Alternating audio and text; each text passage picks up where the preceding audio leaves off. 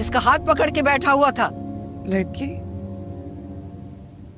कब आई है? अस्सलाम वालेकुम। अम्मी ने बताया ही नहीं। मैंने क्या किया है?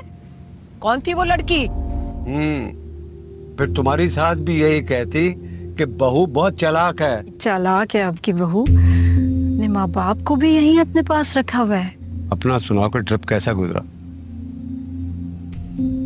बस ठीक था, और नौकरी की भी इजाजत ले ली आपसे। अरे चलो तुम। मैं होती ना तो कभी आपको यहाँ ना आना पड़ता, साथ ले जाती आपको अपने घर। बदबख्त बेहिया, ये हमने तुझे सिखाया है? वैसे मेरा सारा ध्यान तो आप ही की तरफ लगा रहा। मैं माँ बाप को अपने घर ले गई है। अस्सलाम वालेकुम। अरे आपका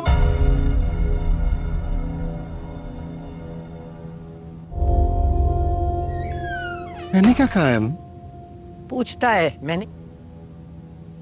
जीनत अपने वालदैन से मिलने आएगी और उन्हें बताएगी कि कैस का एक लड़की के साथ अफेयर कैसे है।